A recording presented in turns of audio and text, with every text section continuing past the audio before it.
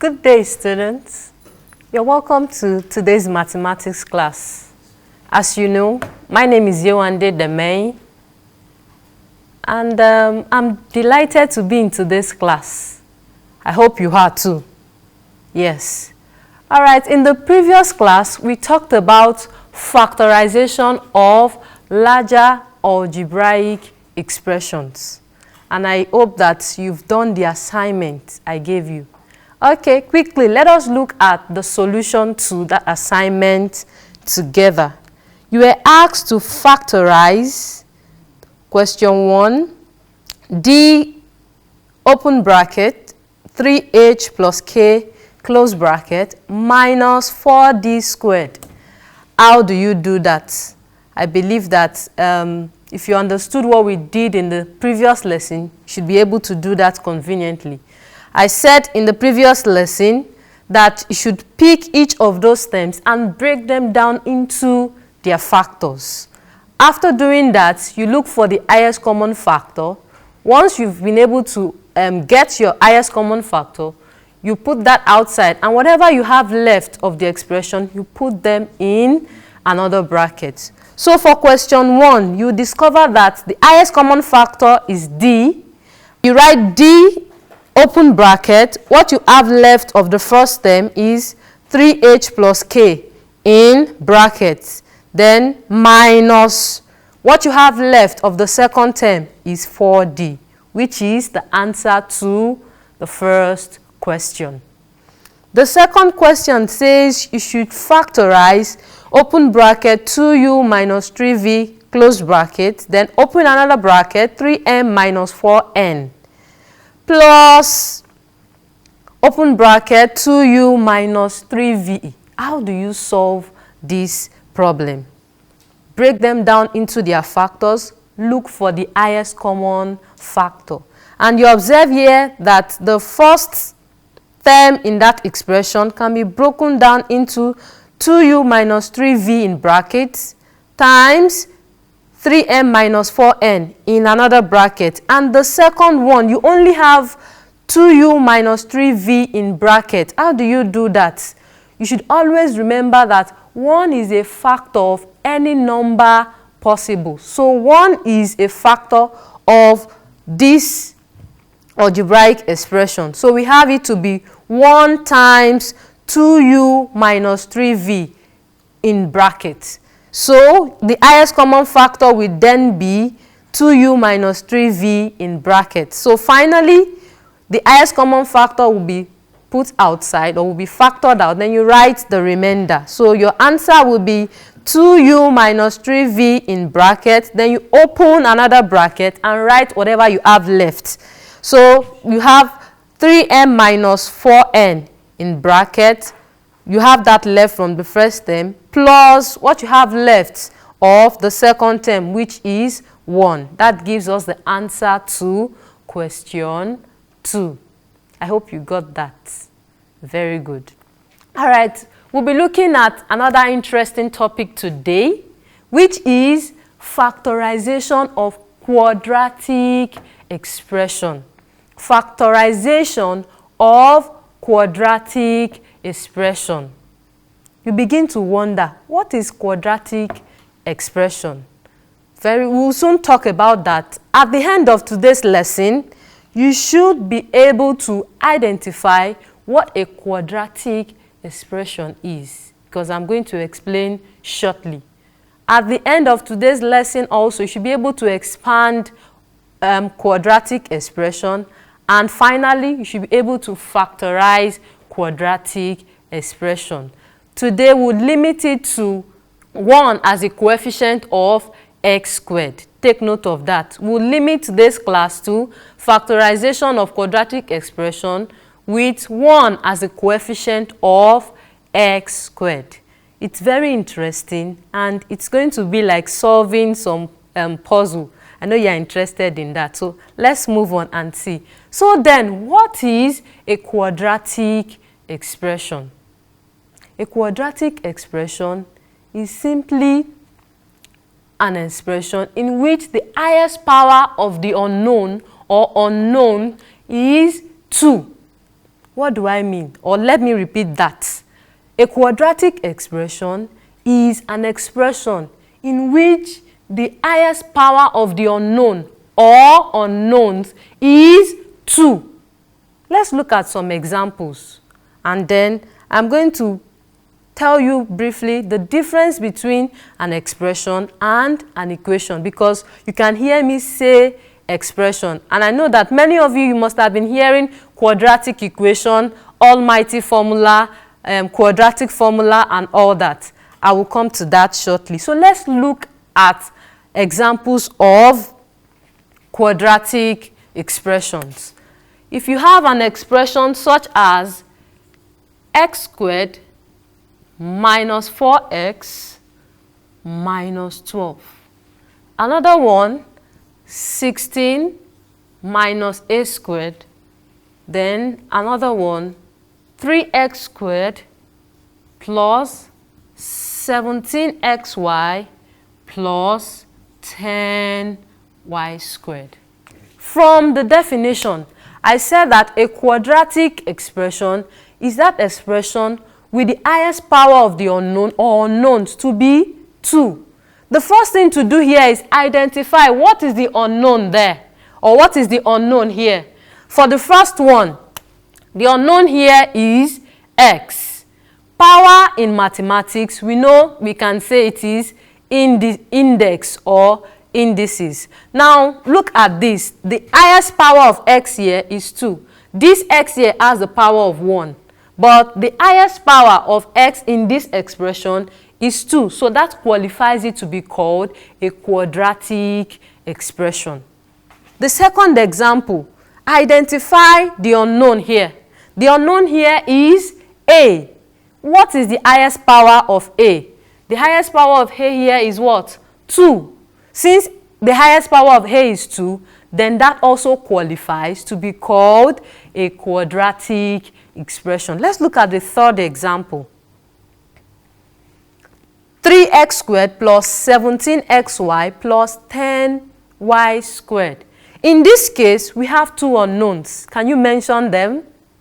Great. I believe you said x and y. Those are the unknowns we have in this expression. The next thing is identify the highest power of the unknowns, since we have 2 here. So in this case, the highest power of x is 2. And in this case, the highest power of y is also 2.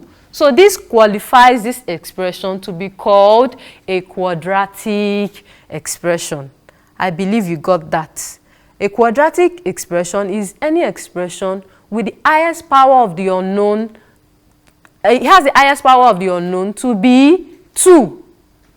I said earlier on that what you might have been hearing is quadratic equation. There is a slim difference between expression and equation. An expression does not contain the sign equal to, but an equation contains the sign equal to. That's the basic difference. So what we'll be dealing with here, they are the quadratic expressions, not equation. As soon as I put equal to 0 in this is no longer an expression, it is now an equation. But our focus for today's class is quadratic expression. So, having explained what quadratic expression is, the next question you ask is, how then do we factorize quadratic expression? But before we move on to that, I'd like you to quickly try this class exercise, and I'm sure you would get that. I want you to try the class exercise, and the question says, identify the quadratic expression or expressions in the list of options below. You have options A to D. So which one of them, or it could be 1, it could be 2, it could be all. I want you to quickly try that. Which of these is a quadratic expression? Okay. Option A says y minus 2. Option B says 9 minus t squared. Option C says x squared plus xy plus y raised to power 3. And option D says 3x squared minus 2x plus 1.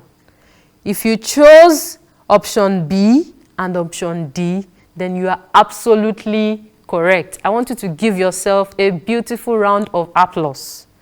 Okay, why is it just option B and option D? In option A, you observe that the highest power of the unknown in option A is y. The highest power is 1. So it does not qualify to be called a quadratic expression. Option B, the unknown there is t, and the highest power of t is 2. So that is a quadratic expression. Option C, we have x squared plus xy plus y raised to power 3. That introduction of y raised to power 3 disqualifies that expression from being quadratic, because the highest power we can have is 2, but now we have y raised to power 3. So option C is out of it. Then option D, 3x squared minus 2x plus 1. That also qualifies because our unknown here is x and the highest power of x is 2. So our answers are option B and option D. You can see that it's pretty simple. So now, how do we factorize quadratic expressions? Our Father in the Lord usually says something to us, that if you want to understand a concept, you can as well look at the opposite of it. When you understand the opposite, you'll be able to comprehend what the concept is saying. I told you in the previous class that the opposite of factorization is expansion. So to adequately understand what factorization is, or factorization of quadratic expression, then we might as well look at what expansion of quadratic expression is. Okay, let's try this example before I explain how to factorize a quadratic expression. You are asked to expand the expression, expand x plus 2 in brackets and x minus 6 in brackets. How do we expand this? We have two brackets standing beside each other. It's quite simple. Let's solve. I told you that to remove, okay, this simply has to do with complete removal of the bracket. And I've told you that to remove any bracket, you multiply what you have in front of the bracket with what you have inside the bracket. In this case, we have a bracket in front of a bracket. How do we do that? It's simple. What you do is, since there are two terms standing in front of this bracket, you pick this first term and multiply what you have here. You multiply x by this entire bracket. Then the next thing is multiply this also by the entire bracket. What am I saying? X plus 2 in bracket, x minus 6 in bracket is the same thing as when you multiply x times x minus 6. I hope you're following me.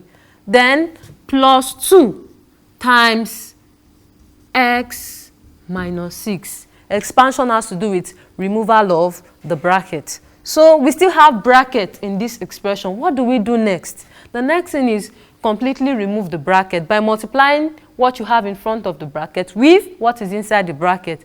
X times x, we know will give us x squared. X times minus 6 will give us minus 6x. Then we'll move to the next. Plus 2 times x will give us plus 2x. Plus 2 times minus 6. Take a deep breath. It's simple. 2 plus times minus, we know is minus. Good. Then 2 times 6 is 12. The next thing is, if there is any like term in that expression, you bring them together. So finally, we can say that there's no like term with x squared, so you leave it as x squared. But we have minus 6x and plus 2x. How do you solve that? Like I usually tell my students that whenever you see a negative number or a negative algebra, what you just take it as a debt, that is you are owing. Then the next one, when you see the positive number, assume that you have that. So here we have minus 6x and plus 6x. Minus 6x means you are owing 6x. Then plus 2 means you have that too. Now if you pay what you have, will you have or you will be owing? You will still be owing. And how much? 4x, isn't it? Good. So it means that minus 6x plus 2x will give us minus 4x. Then finally, we bring down this minus 12. So we've succeeded in expanding this quadratic expression. The understanding of this will help you in factorization of quadratic expressions, because we are going to do the reverse. Let's see example 1. Or when we talk about factorization of quadratic expression, is simply talking about bringing or breaking down those quadratic expressions into its factors. All right, let's see how we do that. I would explain with example 1. So example 1 says factorize x squared plus 6x plus 8.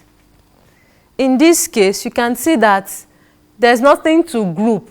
If you group this x squared and 6, the 8 will be left alone. So what is the technique in factorizing this? How do you break this down into its factors? It's simple and straightforward. Just be attentive. Now what you do here is you look for two numbers. What did I say? Two numbers. Such that when you multiply them together, you are going to get plus 8. And when you sum them together, you will get plus 6. Let me repeat that. You are looking for two numbers such that when you multiply them together, you will get plus 8. And when you add them together, you will get plus 6. So let's take this step by step. We have x squared plus 6x plus 8 will then equal to, since the expansion we did, we saw that 2 brackets was what produced that quadratic expression. Let's put our 2 brackets beside each other.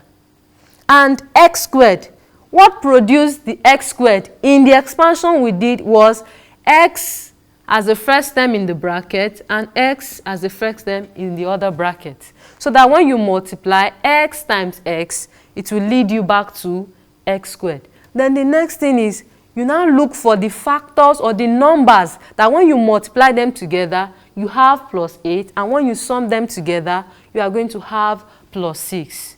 So what we do now is we list the factors of 8 such that when we multiply them together, they would give us plus 8. So factors of plus 8. And we're also looking at the other one, sum of factors. And the one we are basically looking for is the one that will give us plus 6.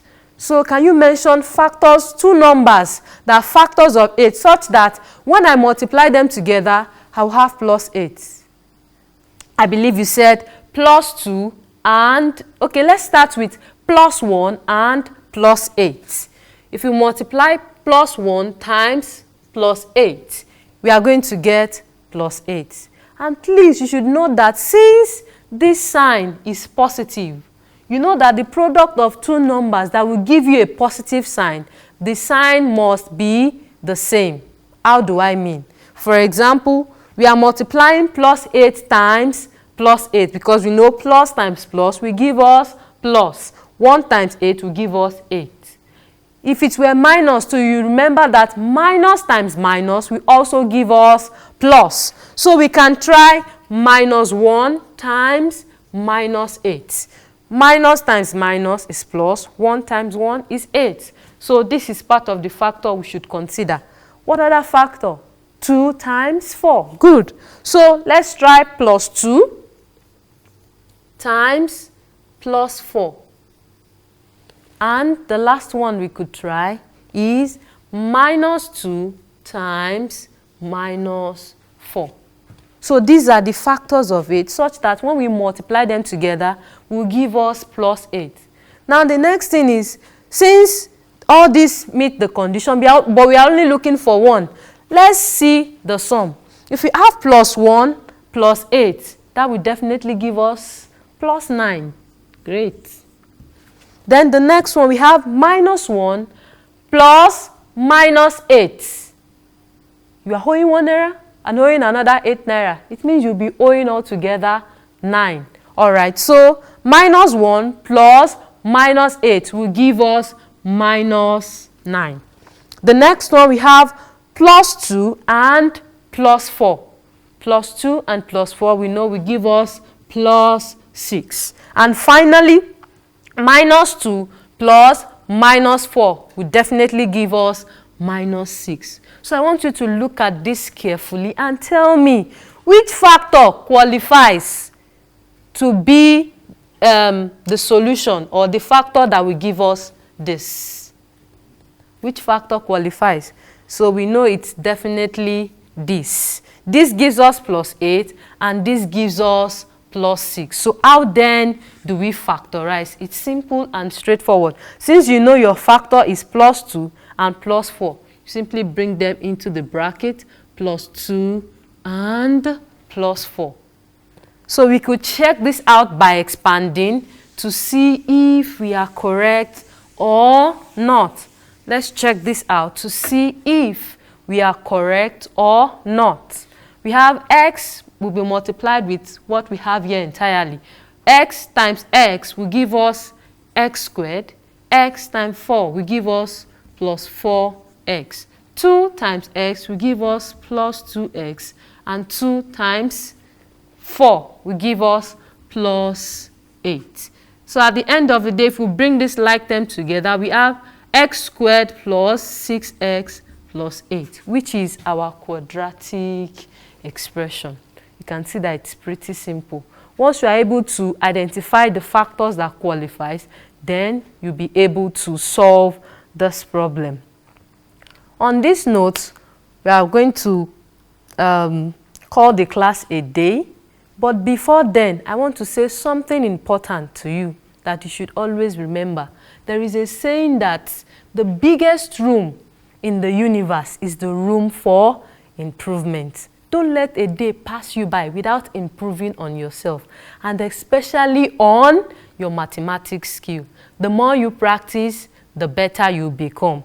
You'll see the assignments in which you have to turn over in the next class on your screen. I want you to attempt it, and then in the next class, would look at it together. Until we meet again, please stay safe and God bless you.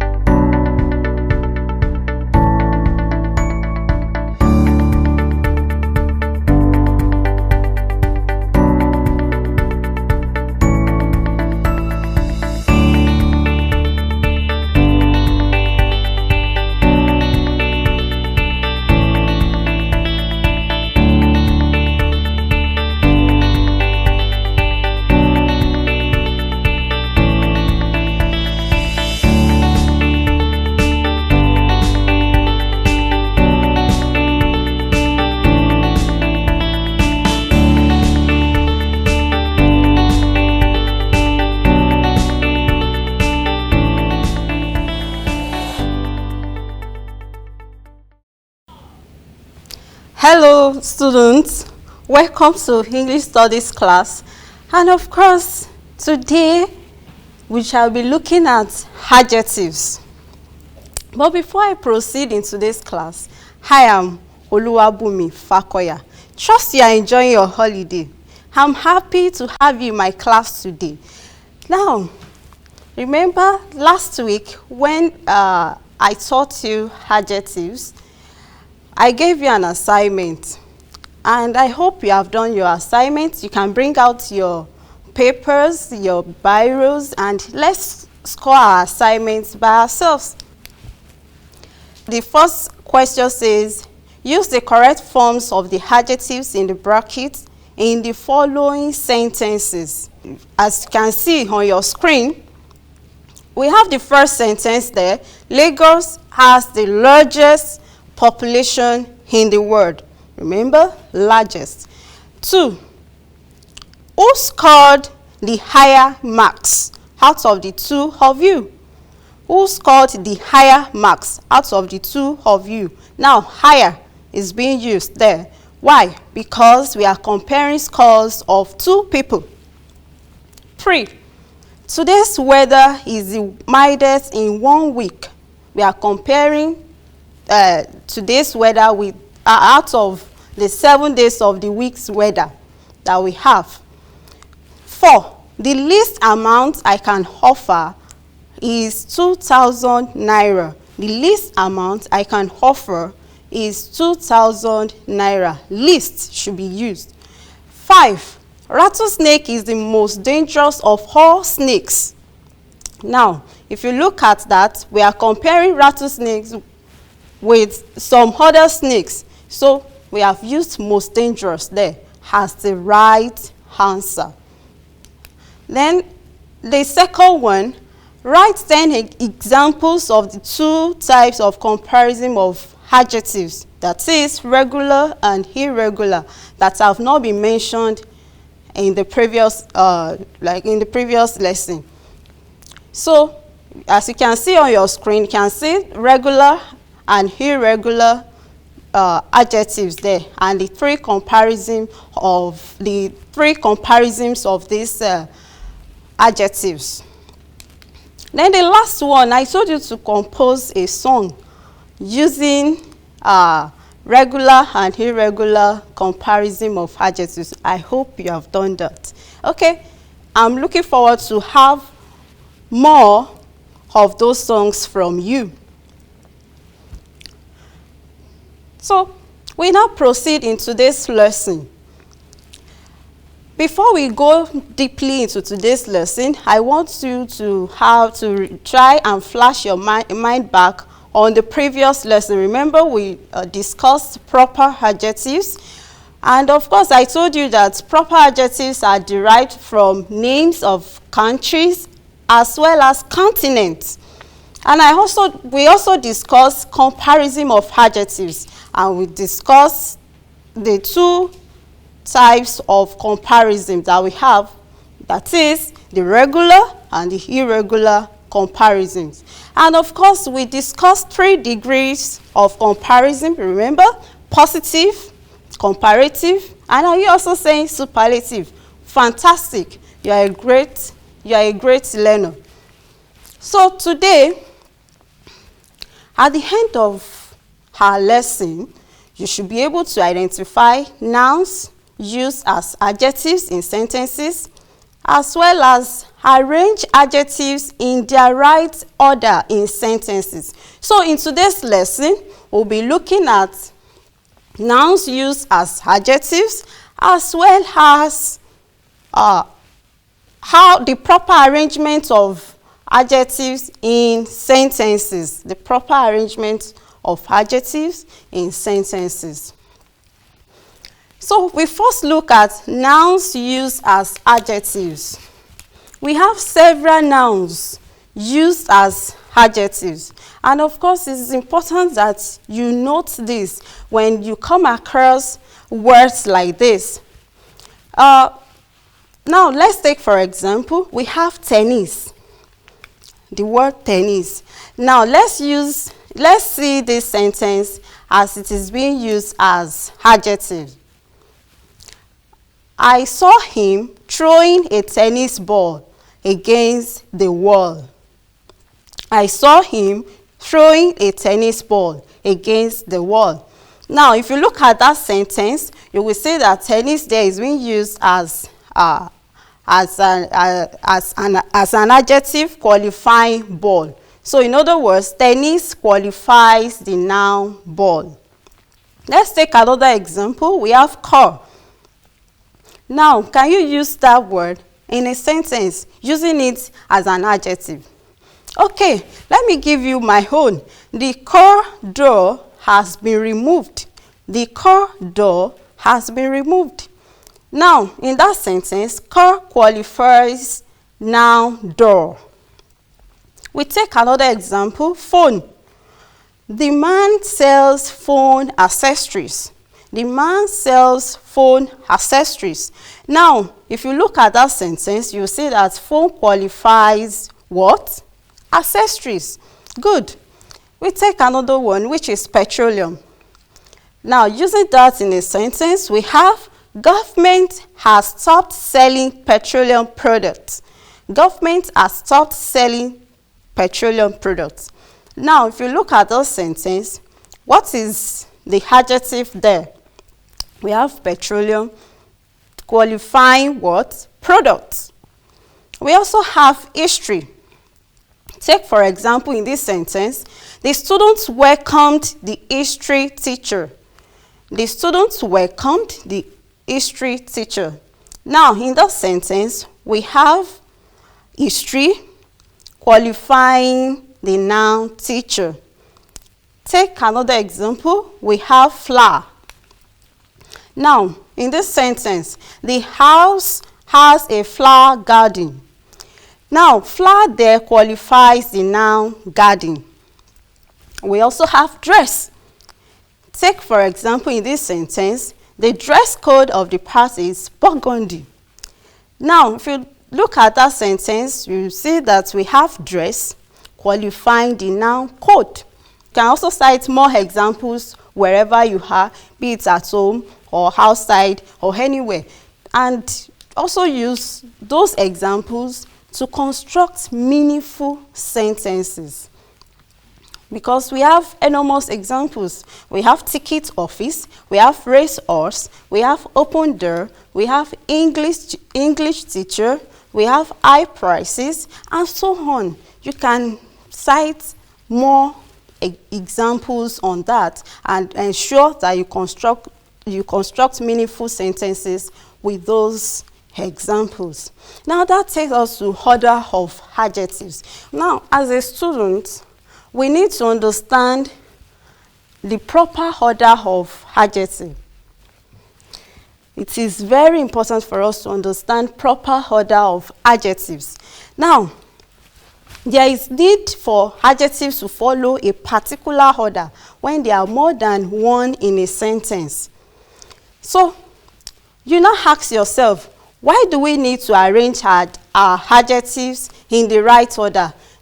The first thing is we not make our sentences unnecessarily wordy if we arrange our adjectives properly. It will not make our sentences unnecessarily wordy. And of course, if we arrange our adjectives well, it will make our write-up very interesting. And of course, if you are conversing with people, they understand better what you are trying to say. Not that they will now get lost in the midst of your conversations together. So, let's look at this table, the order of adjective. We have the first one we have on the table on your screen is number. Number is divided into two major parts. We have ordinal number as well as cardinal number. So we have ordinal number first before having cardinal number. And what are the examples of ordinal number? We have first, we have second, we have third, fourth, fifth, and so on. Likewise, cardinal, we have 2, 3, 4, 5, 6, and so on. Now, whenever you are writing, number comes first, followed by opinion or quality. And what are the examples of opinion as well as quality? We have lovely, nice, beautiful, strange. Remember the last class I told you that it's very good for you to use beautiful, wonderful adjectives to eulogize God. I hope you are doing that, because when you use this to praise man or your parents, for example, your mom, and you table a request before her, it will be granted speedily. So you must also follow the next order too, which is size. You remember, first one, number; second, opinion; third, we have size. And what are the examples of this? We have big, we have small, we have tall, we have short, and so on. And of course, you must be able to arrange these items in the right order. The fourth one is shape. Shape. If you look at shape, we have smooth, we have spherical, we have circular, we have flat, we have rectangular, and so on. You can also look for additional examples on this. We have age. Immediately after shape is age. And examples of age, we have old, we have youthful, we have ancient, we have new, we have modern, we have archaic, and so on. You can also think